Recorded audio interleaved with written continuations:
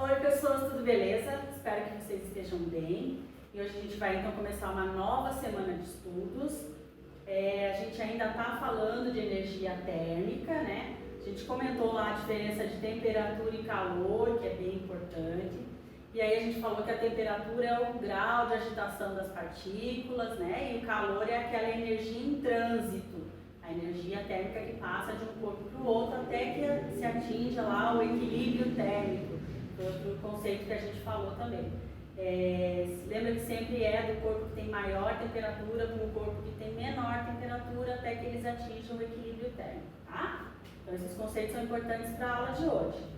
Então se você pegar lá teu livro didático, página 38, você consegue acompanhar aí o que a gente vai falar, tá? A gente vai começar a falar, gente, das escalas termométricas. Então assim, quando a gente analisa lá as temperaturas, a gente utiliza escalas. E aí, existem várias escalas, tá? Mas a gente vai trabalhar as três que são mais utilizadas. Então, no Brasil, a gente utiliza a escala Celsius. A gente já comentou sobre isso, né? Quando a gente falou lá das grandezas, né? De temperatura, a gente utiliza a escala Celsius aqui no Brasil. E aí, a unidade de medida são os graus Celsius. Então, normalmente a gente coloca lá uma bolinha e o C maiúsculo, porque é o sobrenome do cientista, né, o Celsius. Mas aí a gente também vai trabalhar a escala Fahrenheit, que também é a bolinha, e daí a letra F maiúscula, que é o sobrenome do cientista. E a escala Kelvin, só que na escala Kelvin a gente não usa o grau, não usa aquela bolinha, tá? Então é só a Kelvin mesmo. Então, vamos falar um pouquinho sobre cada uma dessas escalas, tá? Então começa lá na página 38 falando da escala Celsius. Então ele explica ali que o Anders Celsius, né, que foi o pesquisador que desenvolveu essa escala, tá, gente? Essa escala dele, ele fez assim, no livro didático de vocês está explicando como que foi feita a graduação do termômetro, tá? Então o que ele faz? Imagine lá o gelo derretendo. Quando o gelo está derretendo e daí chega numa estabilidade lá de temperatura, tá? Então você colocou lá o termômetro no gelo derretendo. Tem uma hora que o termômetro ele não vai mudar mais, então ele atinge uma estabilidade. A gente diz que ali é o ponto de fusão. Então fusão é do sólido, a mudança lá do estado sólido para o estado líquido. Então gelo derretendo, tá? Então, na escala Celsius, a gente diz que o ponto de fusão lá é o 0 graus Celsius. Então, ponto de fusão do gelo, tá? E aí, quando a gente coloca lá a água para ferver lá, e aí essa água vai virar gás, né? Vai mudar lá para o vapor, vai mudar para o estado gasoso, tá? Então, do líquido para o gasoso, a gente chama isso de ponto de ebulição. E na escala dos Celsius, esse valor ali é 100 graus Celsius, tá? Então, ponto de fusão, 0 graus Celsius, ponto de ebulição, 100 graus Celsius, tá, gente? Então, esses são as duas temperaturas básicas ali da escala dos Celsius. E aí existe uma graduação ali, tá? Então, que está mostrando aqui, ó.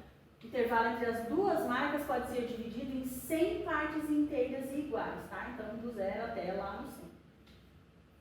Cada divisão se chama grau Celsius, sendo representada por aquela bolinha e o C maiúsculo, né? Logo, a temperatura de fusão do gelo é 0 graus Celsius e a temperatura de ebulição da água é 100 graus Celsius. Então, está mostrando aqui, né? Se a gente colocasse lá o termômetro, então 0 graus Celsius, o gelo derretendo e 100 graus Celsius, a água ali em ebulição, beleza? Aí na página 39 está falando da escala Fahrenheit. Então, a gente falou que a escala Celsius é usada no Brasil, nos países de língua inglesa, eles utilizam Fahrenheit. Então, nos Estados Unidos é uma escala usada lá dia a dia deles, tá? E aí, como que é essa graduação aí da escala Fahrenheit? Então, é o mesmo esquema lá. Então, vai colocar o termômetro lá no gelo, só que para o Fahrenheit, ele convencionou que o ponto de fusão do gelo é 32 graus Fahrenheit. E o ponto de ebulição é 212 graus Fahrenheit. E aí, essa divisão ali até chegar lá do 32 para o 212 tem 180 partes iguais e inteiras, tá? Então, cada divisão vai se chamar de grau Fahrenheit, qual é representada pela bolinha e o F maiúsculo. Beleza? Então, essa aí é a convenção do Fahrenheit, tá, gente? Então, ó, ponto de fusão 32 graus Fahrenheit, ponto de ebulição 212 graus Fahrenheit. No finalzinho da página 39 está falando ali que é fácil usar a escala Fahrenheit, porque sabe que a pessoa está com febre quando está igual ou superior a 100 graus Fahrenheit. Mas a gente também sabe se a pessoa está com febre quando está com mais de 37 graus Celsius, né? Vamos defender. E aí, lá na página 40 está falando da escala Kelvin, tá? Eu já comentei com vocês que a escala Kelvin é utilizada na comunidade científica. Então, toda vez que se tem algum estudo, então, por exemplo, lá, estou fazendo algum estudo que utilize temperatura. Claro, os termômetros que a gente tem no nosso cotidiano, eles têm a graduação lá dos Celsius, né? Então, o que a gente faria se estivesse fazendo algum estudo científico?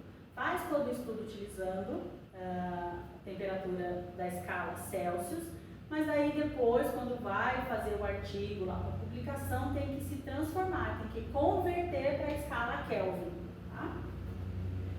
Então, a escala do Kelvin é o seguinte, o Lord Kelvin, ele fez a escala dele a partir de uma ideia teórica.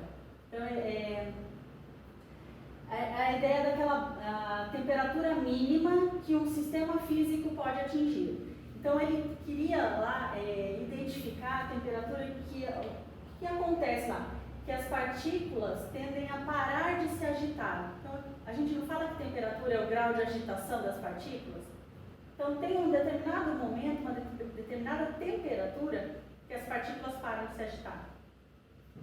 E ele quis fazer essa escala dele com base nessa temperatura, tá? Só que é uma temperatura teórica, tá, gente? Então, utilizando a escala Celsius, a temperatura que representa essa condição é 273 graus Celsius negativo. E para isso ele utilizou essa temperatura como zero absoluto. Tá? Então, na escala Kelvin, o zero Kelvin é o zero absoluto dele. E daí, daí todas as outras temperaturas são positivas, tá? Então, como consequência, o ponto de fusão do gelo é 273 Kelvin. E o ponto de ebulição é 373 Kelvin, tá? Então, tá ali, ó. Ponto de fusão, 273 Kelvin. Ponto de ebulição, 373 Kelvin. Lembrando que o Kelvin é a unidade lá padrão adotada no sistema internacional. Beleza, gente?